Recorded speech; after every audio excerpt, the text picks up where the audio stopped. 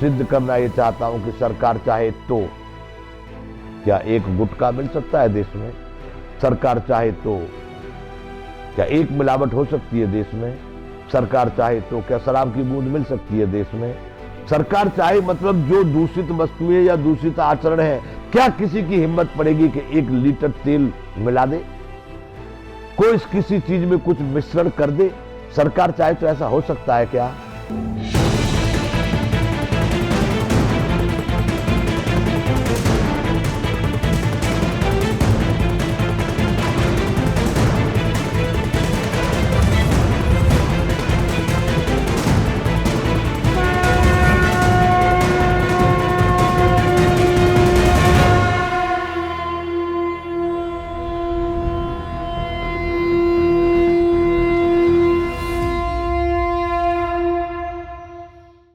जय विश्व बंधु। सनातन जीवन विज्ञान, खाद्यान्न, भोजन, मनुष्य के जीवन में शक्ति, सामर्थ्य और शारीरिक संचालन के लिए भोजन बहुत अनिवार्य वस्तु है, लेकिन वो इतना दूषित आज हम पा रहे हैं जिसके कारण बीमारियां बहुत बढ़ रही हैं, हॉस्पिटल इसलिए चल रहे हैं। तो बंधुओं, मैं बात कर रहा था आपके रसोई की।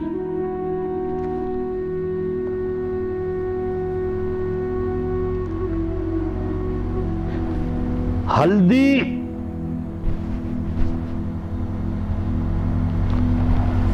एक तत्व, हल्दी, आपको मालूम है हल्दी का क्या प्रभाव है, कितने गुण हैं, क्या कार्य क्षमता है इसकी? आप इसको लेते हैं एक सही मात्रा में, हल्दी को, अनेक प्रकार के ये भी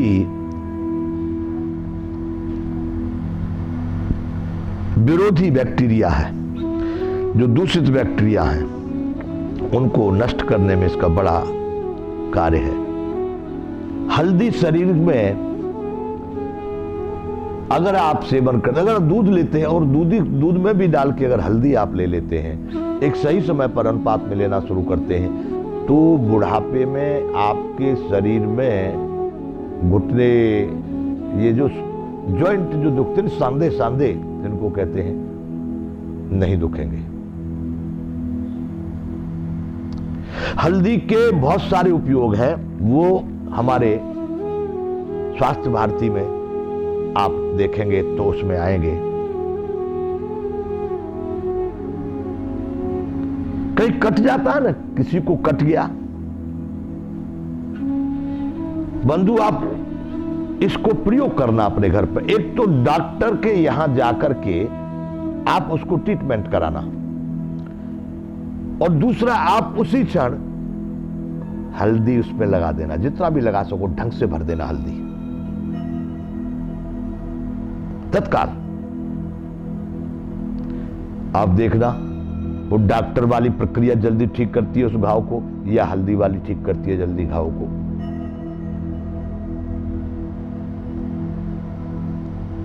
अगर उस पर थोड़े दिन आप पानी न डालें तो और भी जल्दी ठीक करेगा।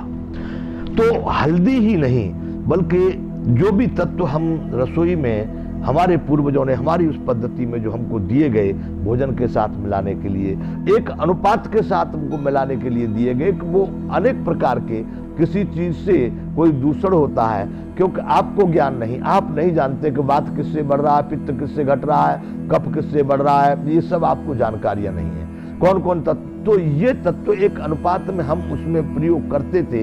ये कोई स्वाद के लिए या कोई उसके लिए नहीं थे, अरे पौष्टिकता के लिए तो आपके पास में जलवायु, प्रकाश, पानी, ये सब बहुत है, अन्न, दूध, रस जो है बहुत है।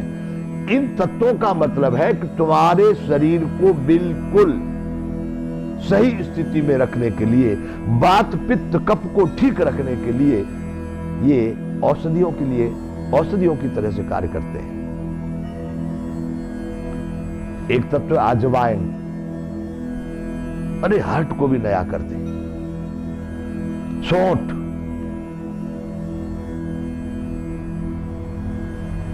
वात रोगों में सौंठ बहुत उपयोगी है। अदरक जिसको कहते हैं, हमारे आदू बोलते हैं, आदू।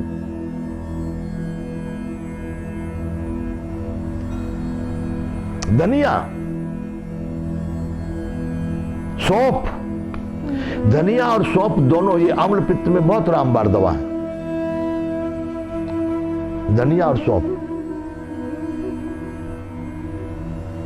जीरा, पाचन शक्ति के लिए हींग,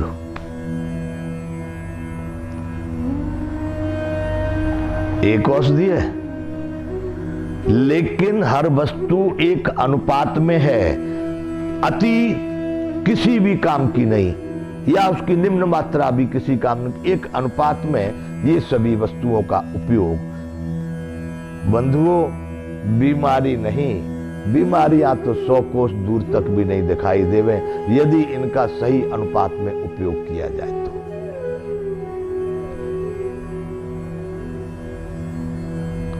उसके साथ में उस प्रकार के दाल वगैरह जो आते हैं,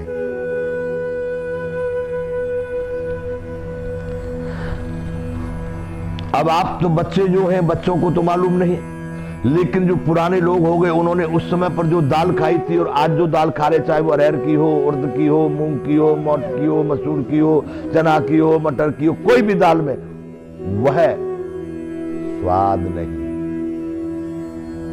उतना आनंद नहीं। उसका कारण हमारी धरती की जो उर्वरकता या धरती की जो क्षमता थी, धरती को जो पैदा करने की वो थी, उसमें खराबी आ गई, उसमें दूषण आ गए। ये फर्टिलाइजर वाले यूरिया, डाई, बाई, गाई जितनी भी है ना,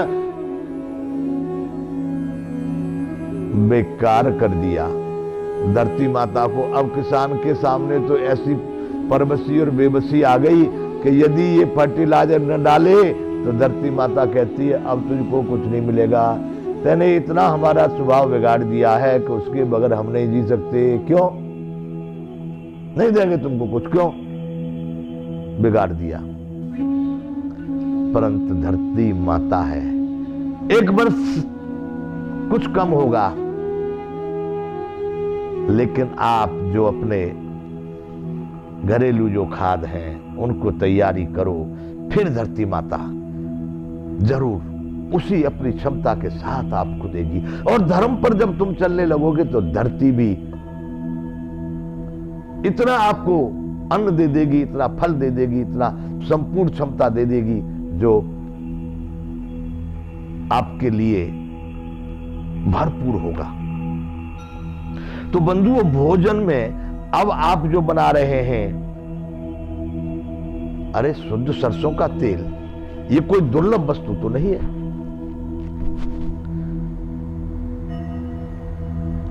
मैं हर जगह आपको कहता चलूंगा कि हमारे शासन सत्ता, शासन प्रणाली, सरकार बड़ी कृपा है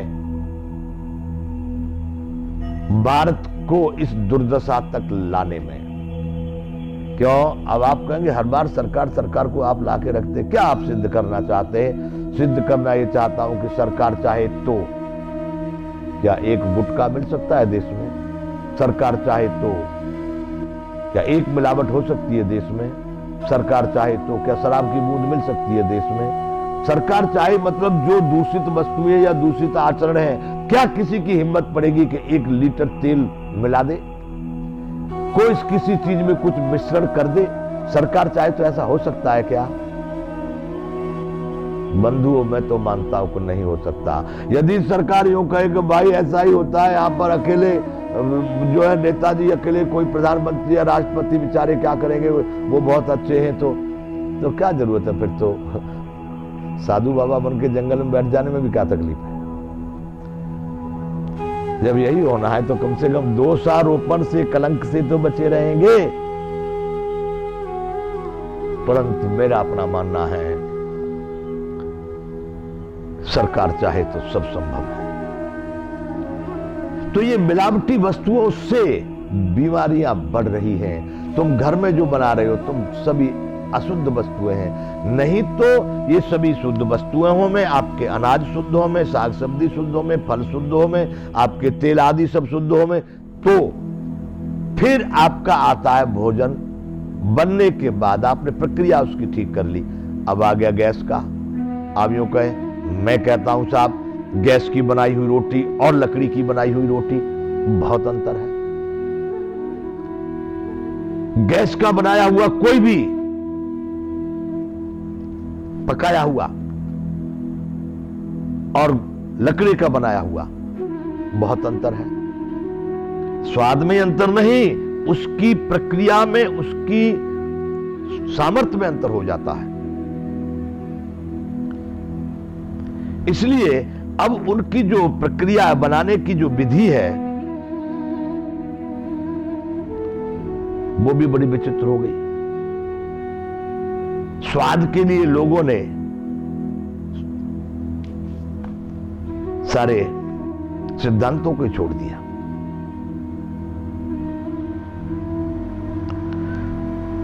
तो बंधुओं,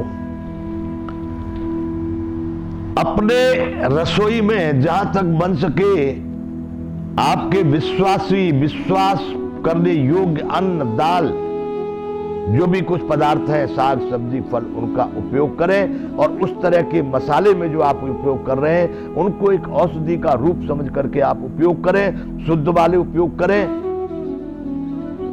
फिर उनको खाने का, उपयोग करने का भी उसका एक अपना विधान है, उसको उस तरह से आप उपयोग करें तो अवश्य ही आपको मेरी बात पर विश्वास होने लगेगा कि हॉस्पिटलों की आवश्यकता नहीं रहेगी। जय विश्व बंधु।